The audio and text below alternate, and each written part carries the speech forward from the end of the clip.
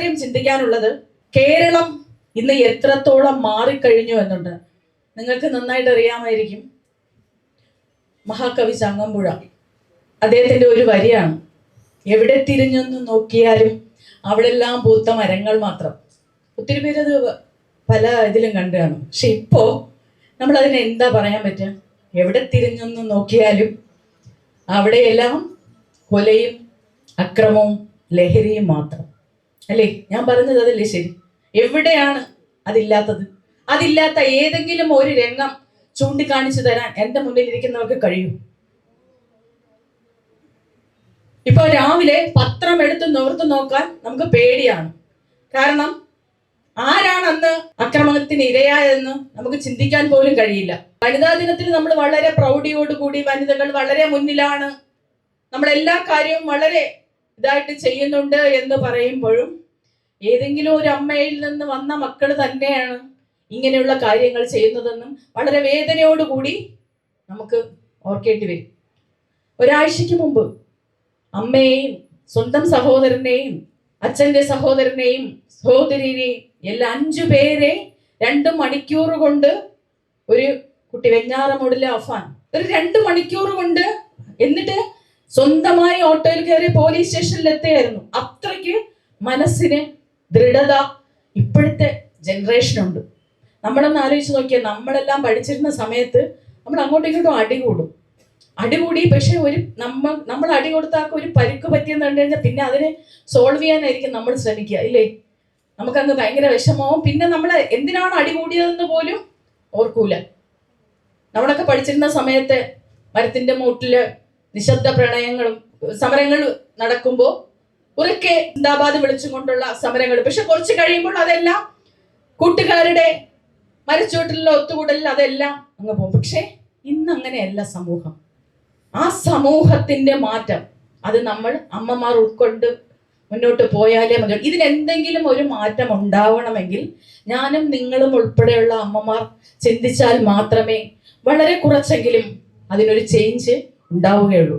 2 ദിവസത്തെ മുമ്പത്തെ പത്രത്തിൽ ഒരു വാർത്ത വായിച്ചു, നിങ്ങൾ എല്ലാവരും കണ്ടാണ്. 12 വയസ്സായ ഒരു കുട്ടിയെ മയക്കുമരുന്ന് ലഹരി ഉപയോഗത്തിന് അമ്മയും അച്ഛനും കൂടെ റീഹാബിലിറ്റേഷൻ സെന്ററിൽ കൊണ്ടുപോയി. അവനോട് കൂടുതൽ സംസാരിച്ചപ്പോഴാണ് പറയുന്നത്, അവൻ 10 വയസ്സായ അവന്റെ അനിയത്തിക്ക് ഈ ലഹരി കൊണ്ടുവന്ന് കൊടുത്തുന്നു. 10 വയസ്സും 12 വയസ്സുമാണ്. നമുക്ക് ചിന്തിക്കാൻ പോലും കഴിയില്ല. ആ സമയത്ത് നമ്മൾ 50 പൈസയ്ക്കും 1 രൂപയ്ക്കും പോലും നമുക്ക് ആ സമയത്ത് നമ്മുടെ കയ്യിൽ കിട്ടാതിരുന്ന ആ വയസ്സാണ് ഇപ്പോ അവർ ആ സമയത്ത് ലഹരി ഉപയോഗിക്കുന്നത്.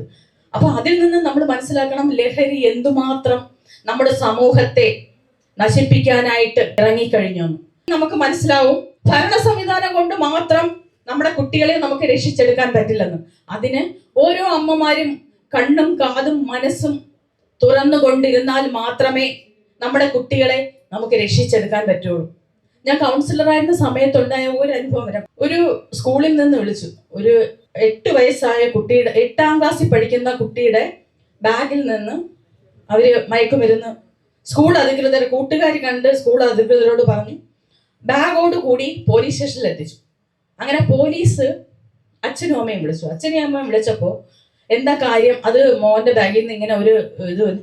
അച്ഛനും അമ്മയും നിർബന്ധമായി പറഞ്ഞു, നിങ്ങളെ ഞങ്ങളുടെ മോനെ ട്രാപ്പ് ചെയ്യുന്നതാണ്, വേറെ ഏതോ കുട്ടിക്ക് ബാഗിൽ നിന്ന് എടുത്തത് ഞങ്ങളുടെ മകന്റെ തലയിൽ കെട്ടിവെക്കാനാണ്, ഒരു കാരണവശാലും ഞങ്ങൾ പോലീസ് സ്റ്റേഷനിൽ വരില്ല, ഞങ്ങളുടെ കുട്ടി ഇങ്ങനെ ഒന്നും ചെയ്യത്തില്ല. അങ്ങനെയാണ് പോലീസ് സ്റ്റേഷനിൽ നിന്ന് എന്നെ വിളിക്കുന്നത്. എങ്ങനെയെങ്കിലും മാഡം ഒന്ന് പറഞ്ഞ ആ അച്ഛനും അമ്മയും ഒന്ന് കൺവിൻസ് ചെയ്ത് സ്റ്റേഷനിൽ കൊണ്ടുവരണം, എന്നാലും ഞങ്ങൾക്ക് വിടാൻ പറ്റും. ഞാൻ ആ വീട്ടിൽ ചെന്നപ്പോൾ ഇപ്പൊ ഞാൻ എന്ത് ചിന്തിക്കും, നിങ്ങൾ എന്ത് ചിന്തിക്കും? നമ്മുടെ കുട്ടി രാവിലെ കുളിച്ചൊരുങ്ങി നമ്മൾ വായിൽ വെച്ച് കൊടുക്കുന്ന ആഹാരവും കഴിച്ച് സമയം കാണത്തില്ല. അപ്പൊ നമ്മൾ എന്ത് ചെയ്യും? പെട്ടെന്ന് പാത്രത്തില് പെരക്കെ കൊണ്ട് നടന്ന് കൊടുത്ത് ആഹാരം കൊടുത്ത് അവർ സ്കൂളിൽ പോകും. ആ സ്കൂളിൽ പോയി ഉച്ചയാകുമ്പോൾ പോലീസ് സ്റ്റേഷനിൽ നിന്ന് വിളിക്കുന്ന, നിങ്ങളുടെ കുട്ടിയുടെ ബാഗിൽ ലഹരി പദാർത്ഥമുണ്ട്. നിങ്ങൾ വിശ്വസിക്കൂ? ഞാൻ വിശ്വസിക്കില്ല ഒരിക്കലും. അത് തന്നെയാണ് അവിടെ സംഭവിച്ചത്.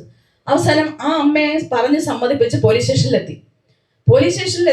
പോലീസ് ഓഫീസറോട് സംസാരിച്ചപ്പോൾ അവർ വ്യക്തമായി തെളിവോടുകൂടി തന്നെ അവരുടെ കൂട്ടുകാരെ വിളിച്ച് ചോദിച്ചപ്പോൾ പറഞ്ഞു, ഇന്നല്ല മുന്നിട്ടുള്ള ദിവസങ്ങളിലും ഈ കുട്ടി ഈ സാധനം ബാഗിൽ വെച്ച് കൊണ്ടുവന്നിട്ടുണ്ട്, അവന് കിട്ടിയ സ്ഥലവും ബാക്കിയുള്ള കാര്യങ്ങളെല്ലാം, പിന്നെ പോലീസ് സ്റ്റേഷനിലെ പോലീസിന്റെ രീതിയിലുള്ള സാമാന്യം നല്ല രീതിയിലുള്ള ചോദ്യം ചെയ്ത് ആ കുട്ടി കാര്യങ്ങളെല്ലാം പറഞ്ഞു.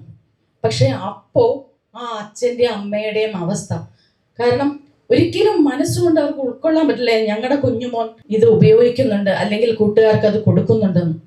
അവരെ ഒത്തിരി പറഞ്ഞ് കൺവിൻസ് ചെയ്ത് അവരെ കൊണ്ടുവന്നു. അപ്പോ ഒരച്ഛനും അമ്മയും ഒരിക്കലും എൻ്റെ മോൻ അത് ചെയ്യും എന്ന് വിശ്വസിക്കുകയേ ഇല്ല.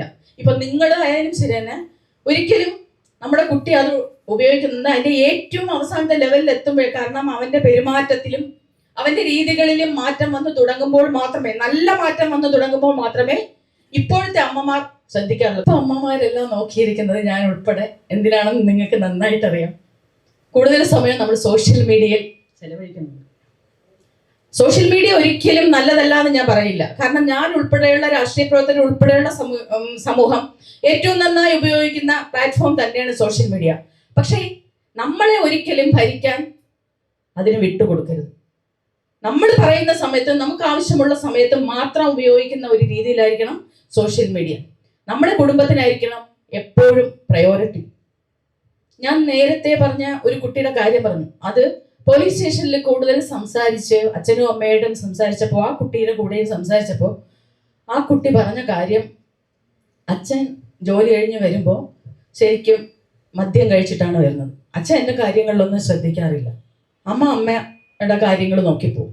പിന്നെ ഞാൻ എന്താണോ സ്കൂളിൽ പോയിട്ട് വരുന്നത് അവിടെ നിന്ന് കിട്ടുന്നതൊക്കെ കഴിക്കും. പിന്നെ ഞാൻ എൻ്റെ ലോകത്താണ്. കൂടുതൽ പോലീസ് ഓഫീസേഴ്സ് ചോദിച്ചപ്പോൾ ആ കുട്ടി പറഞ്ഞ മറുപടിയാണ്. അങ്ങനെ ഒന്ന് രണ്ട് കാര്യങ്ങൾ വന്നിട്ട് അതിൽ ഏറ്റവും കൂടുതൽ പ്രതിഫലപ്പെട്ട് വന്നത് എന്തെന്ന് വെച്ചാൽ കുടുംബ ബന്ധങ്ങളുടെ ശിഥിലീകരണമാണ്. കുടുംബ ബന്ധങ്ങളുടെ ശിഥിലീകരണം.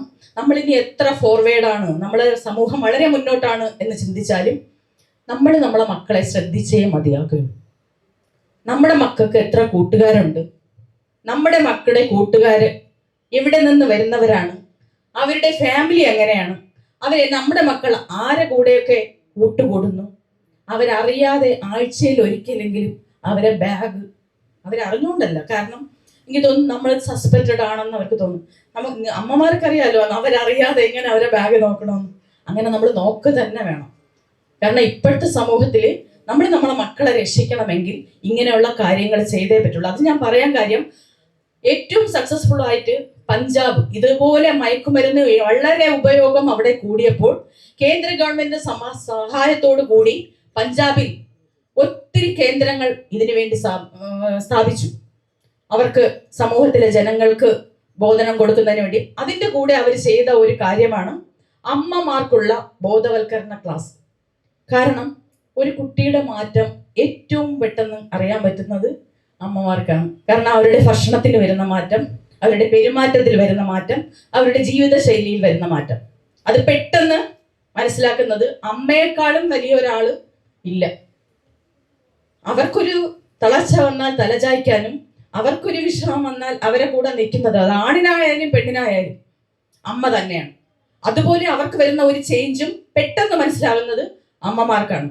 അപ്പോൾ അങ്ങനെ ഒരു ചേഞ്ച് വരുമ്പോൾ തന്നെ എൻ്റെ കുട്ടി ഇങ്ങനെയുള്ള ലഹരി പദാർത്ഥങ്ങൾ ഉപയോഗിക്കുന്നുണ്ടോ എന്ന് മനസ്സിലാക്കാനുള്ള ബോധവൽക്കരണ ക്ലാസുകൾ ഓരോ വാർഡുകളിൽ തോറും നടത്തിക്കൊണ്ട് പഞ്ചാബ് വളരെ നല്ല ഒരു മുന്നേറ്റമായിരുന്നു കാഴ്ചവെച്ചത്. അതേപോലെയുള്ള ഒരു മുന്നേറ്റം ഗവൺമെന്റിന്റെ ഭാഗത്തു നിന്ന് നമുക്ക് വന്നില്ലെങ്കിലും, ഗവൺമെന്റിന്റെ ഭാഗത്തു നിന്ന് നമുക്കത് പ്രതീക്ഷിക്കാൻ വകയില്ലെങ്കിലും, നമ്മളെ കുട്ടികളെ വളരെ വ്യക്തമായി തന്നെ ഞാൻ നേരത്തെ പറഞ്ഞ കാര്യങ്ങൾ ശ്രദ്ധിക്കുന്നതിനോടൊപ്പം തന്നെ വൈകുന്നേരങ്ങളിൽ ഈ മൊബൈൽ ഉപയോഗിച്ചുകൊണ്ട് ചടഞ്ഞിരിക്കുന്ന കുട്ടികളെ, വൈകുന്നേരം വിളക്ക് കത്തിച്ച് പ്രാർത്ഥന പറയുന്ന ഒരു വീട്ടിൽ ആ വൈകുന്നേരം ആ സമയത്ത് 5 മിനിറ്റ് ആണെങ്കിലും അമ്മ പ്രാർത്ഥിക്കുമ്പോൾ അടുത്ത് വന്ന് നിൽക്കാൻ, പ്രാർത്ഥിക്കണ്ട അടുത്ത് വന്ന് നിൽക്കാൻ ശീലിക്കുന്ന ഒരു കുട്ടി ഒരു സദസ്സിൽ ഇരുന്നാൽ പോലും അമ്പലത്തിന്റെ മണി കേൾക്കുമ്പോൾ അറിയാതെ എണീറ്റ് പോകും. അത് അവന്റെ സംസ്കാരമാണ്, നമ്മൾ പകർന്നു കൊടുത്ത സംസ്കാരമാണ്. അവിടെയാണ് ഒരു അമ്മ വിജയിക്കുന്നത്. അപ്പോ ഇപ്പോഴത്തെ ജനറേഷനിൽ നമ്മൾ ഈ പറയുന്ന പോലെ എല്ലാ കാര്യങ്ങളും നടത്തണം എന്നൊന്നും പറ്റില്ല. പക്ഷേ നമ്മൾ എന്ത് പകർന്നു കൊടുക്കുമോ അത് തന്നെയാണ് നമ്മുടെ മക്കൾ ഇനി മുന്നോട്ട് കൊണ്ടുപോകുന്നത്. ഇപ്പൊ നല്ലൊരു ജനറേഷനെ വാർത്തെടുക്കാൻ അത് അമ്മമാരെക്കാളും കഴിവ് വേറെ ആർക്കും ഇല്ല എന്ന് തന്നെ ഞാൻ വളരെ ഉറപ്പിച്ചു പറയും. നിർത്തുന്നു. നന്ദി, നമസ്കാരം.